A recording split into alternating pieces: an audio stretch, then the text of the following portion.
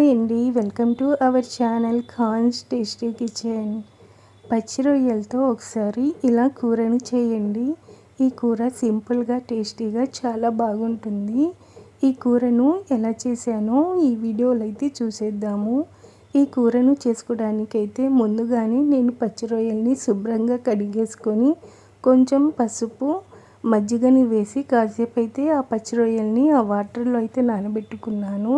ఇలా నానబెట్టుకున్న పచ్చి రొయ్యలను అయితే ఇలా స్టవ్ పై ప్యాన్ పెట్టుకొని ఈ ప్యాన్లో వేసుకొని ఈ పచ్చి రొయ్యలను అయితే ఉడికించుకుందాము. ఇలా పచ్చి రొయ్యల్లోని వాటర్ మొత్తం పోయేంత వరకు ఇలా ఉడికించుకున్న తర్వాత స్టవ్ని అయితే ఆఫ్ చేసుకుందాము.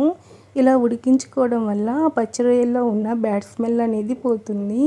ఇప్పుడు స్టవ్ పై ప్యాన్ పెట్టుకొని ఈ ప్యాన్లో వేరుశనగ నూనెనైతే వేస్తున్నాను. ఈ కర్రీలో ఈ వేరుశనగ నూనె వేసుకోవడం వల్ల కర్రీ అనేది చాలా టేస్టీగా ఉంటుంది.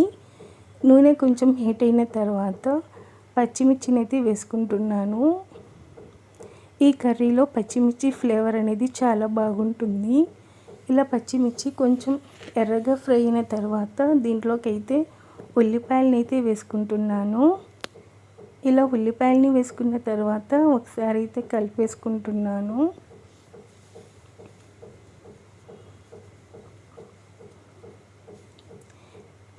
ఇలా కలిపేసుకున్న తర్వాత మూతనైతే పెట్టుకొని ఫ్లేమ్ని అయితే మీడియంలో ఉంచుకొని ఒక 5 నిమిషాల వరకు ఈ ఉల్లిపాయ ముక్కలను అయితే మగ్గించుకుందాము.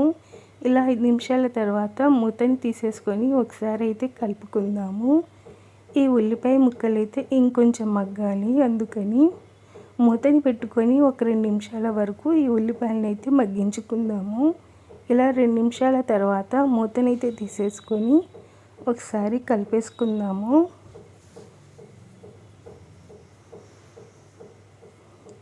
ఇప్పుడు ఒక చిన్న టమాటాని అయితే ఇలా చిన్న చిన్న ముక్కలుగా కట్ చేసుకొని ఒక టమాటాని అయితే వేసుకుంటున్నాను.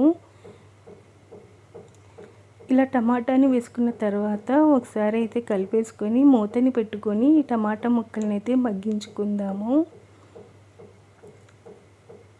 ఇప్పుడు మూతని తీసేసుకొని ఒకసారి అయితే కలిపేసుకుందాము.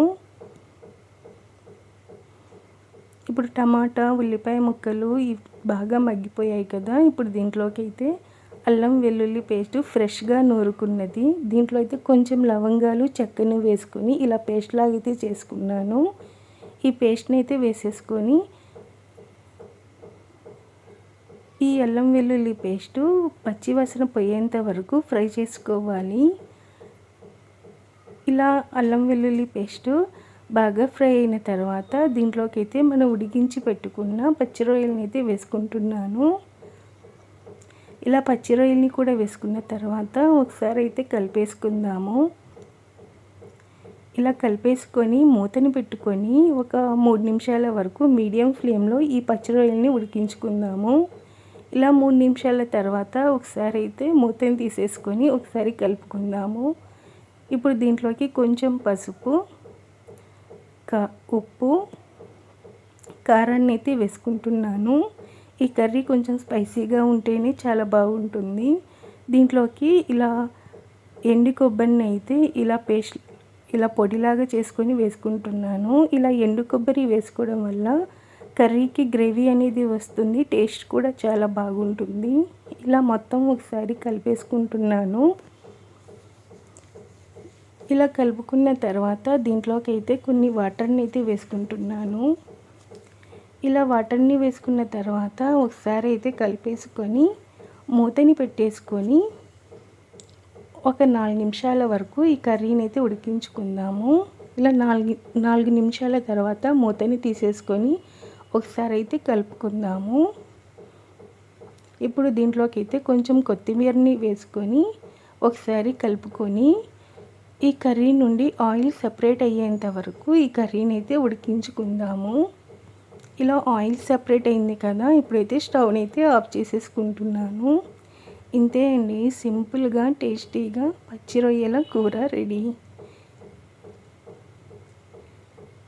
ఈ వీడియో కనుక మీకు నచ్చితే లైక్ చేయండి, షేర్ చేయండి, సబ్స్క్రైబ్ చేసుకోండి. Thanks for watching.